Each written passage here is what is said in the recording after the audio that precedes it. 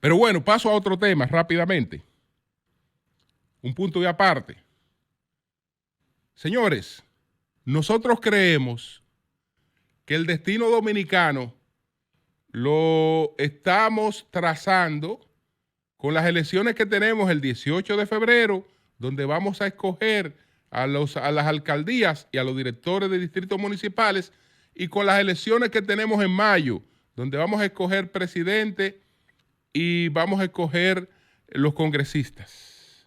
Y que con eso estamos trazando el destino de los próximos años en la República Dominicana. Bueno, eso creemos nosotros y en parte hay algo de razón. Pero el destino dominicano también se está trazando en lo que está ocurriendo al otro lado de la frontera. Lo único malo es que ahí nosotros no tenemos ningún poder de decisión, pero sí a la hora de cargar la cuava nos toca. Esa crisis haitiana puede tener un impacto sobre la República Dominicana que nosotros no alcanzamos a saber cuál será, pero será un impacto fuerte. A partir de hoy sabemos que todo está agudizado y que la suerte de ese país está en manos de tres individuos que coinciden en procurar la expulsión del primer ministro Ariel Henry, pero que a la vez los tres individuos, los tres líderes, son enemigos. De este lado se está mencionando mucho más a Guy Philippe después que llegó a Haití. Y las declaraciones, y él mismo se ha encargado de que se le dé un protagonismo especial en todos estos movimientos. Hizo una llamada espectacular a un programa de radio anunciando su llegada a Puerto Príncipe y trazando una serie de líneas que lo hicieran ver como el vocero de las protestas que se están dando en Haití para tratar de derrocar el gobierno del primer ministro Ariel Henry. Pero ya sabemos que además de Philippe está Claudio Joseph, que sabemos cuál es su posición con relación a República Dominicana, etcétera, etcétera.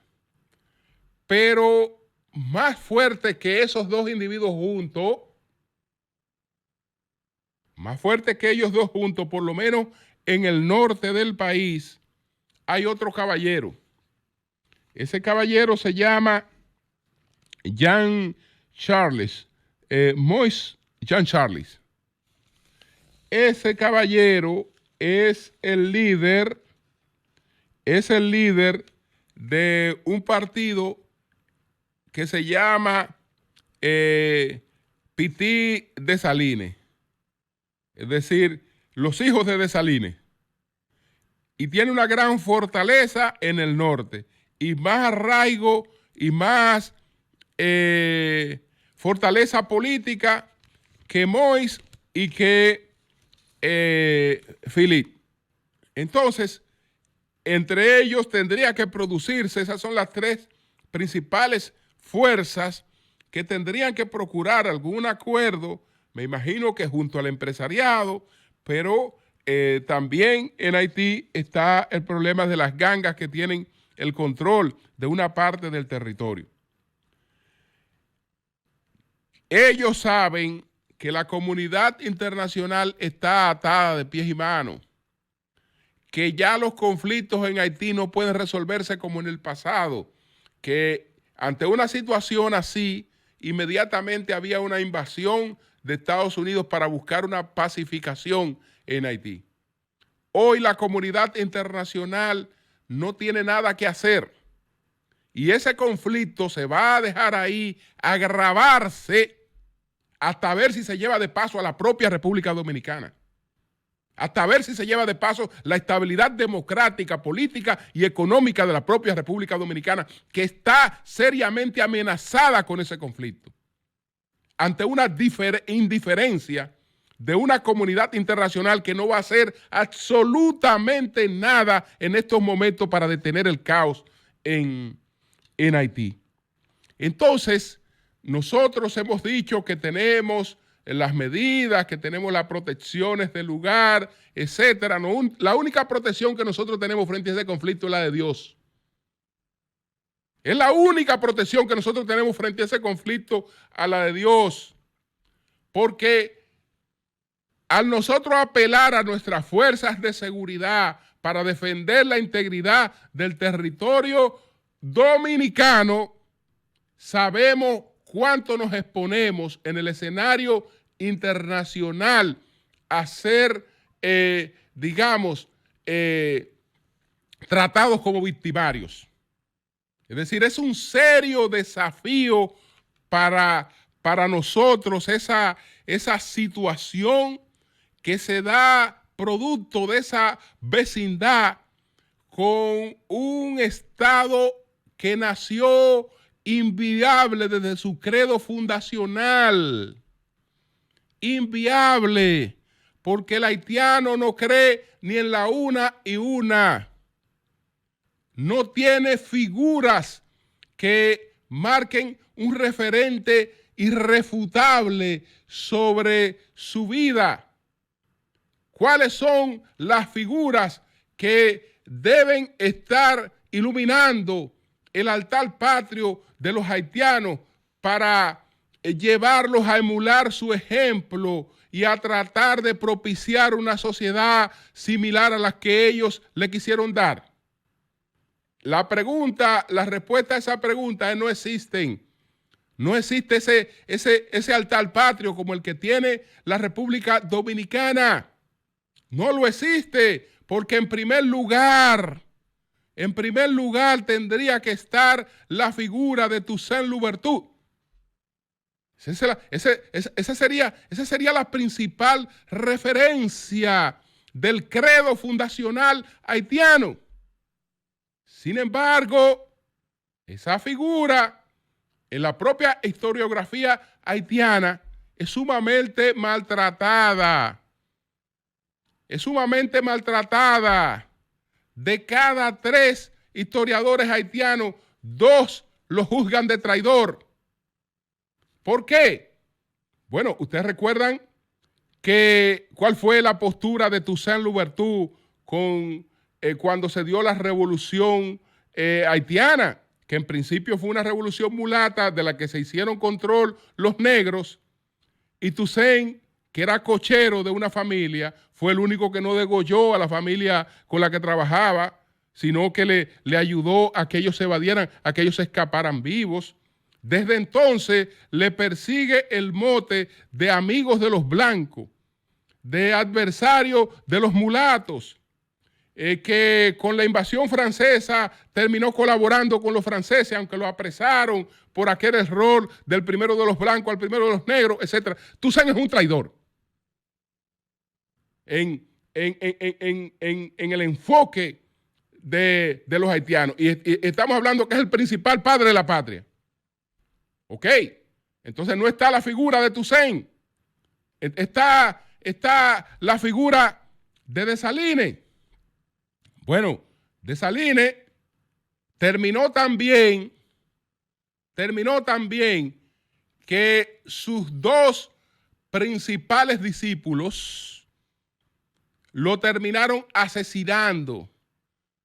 Y la situación de él fue tan draconiana como la que se dio con los otros magnicidios que se han producido en Haití. Y también fue considerado como un traidor, como una bestia, como una serie de cosas. Es decir, estamos hablando de que un país que no tiene un credo fundacional, una fe fundacional sobre la que basarse para mirar hacia su futuro de manera esperanzadora, la verdad es que hay pocas cosas que sirvan para para buscar una solución inmediata a ese problema, por lo menos que orienten a la gente para buscar una solución inmediata a ese problema. Finalmente, señores, tengo que dejar esto de Haití ahí mismo para hacer referencia a una decisión judicial que se produjo en el día de ayer. Una decisión judicial que se produjo en el día de ayer. Esa decisión judicial que se produjo en el día de ayer, pues, ¿qué termina? ¿Cómo termina esa decisión judicial? Bueno, ustedes recuerdan que junto con la pandemia, nosotros tuvimos escándalo de que de que además de los muertos del COVID, teníamos decenas de muertos por bebidas adulteradas. Y eso ocurrió en distintas partes del país.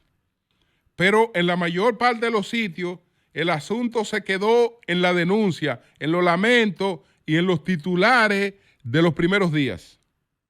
Después el tema desapareció de la palestra. Sin embargo, en el día de ayer, pues se produjo una condena contra un imputado de nombre Carlos Alberto Pérez Almonte, alias Papucho. Papucho era el fabricante de una bebida que se hizo muy famosa, que se llamaba Monday, que eran como unos heladitos, una cosa hecha con cosas que se popularizó muchísimo, pero que se convirtieron en un cementerio. Entonces, solamente en el sector de los sanjuaneros, que es un sector que está en Engombe, Santo Domingo Oeste, ahí murieron 4 personas y murieron otras personas en otros lugares. Entonces, pues, 7 meses después, las investigaciones llevaron al apresamiento del señor Carlos Alberto Pérez Almonte y el seguimiento al caso, la prueba del caso, porque las pruebas que se presentaron fueron irrefutables, llevaron al tribunal colegiado que conoció de este caso a condenar con 30 años de cárcel a Carlos Alberto Pérez Almonte. 30 años en primer grado ya tiene el principal acusado de varios casos de muerte por bebidas adulteradas con metanol. Estos casos fueron los que ocurrieron en Santo Domingo Oeste, aunque el señor tenía sus instalaciones en Santo Domingo Oeste, pero como vendió y transportó su bebida hasta Santo Domingo Oeste y allí murieron como 12 o 14 personas, pero de las que se pudieron probar la participación directa de esta persona, se probaron, entonces fue condenado ayer a 30 años de cárcel. Ese es un buen precedente. Eso es un buen precedente. Quiero felicitar de manera muy particular al titular de la Fiscalía de Santo Domingo Oeste, Edward López, que sin hacer mucha algarabía le dio seguimiento permanente a ese caso. Se dedicó a elaborar un expediente contundente sobre ese caso y ese expediente ha producido estos resultados. No es cuestión de llevar acusación para después estar acusando a los jueces, que esto, que lo otro. No. Es llevar un expediente, es llevar expediente bien hecho. Bien hecho para lograr que si usted está acusado de corrupción, se le condene por corrupción. Sin estar haciendo mucho bulto y muchas cosas que no resuelven nada. Absolutamente nada.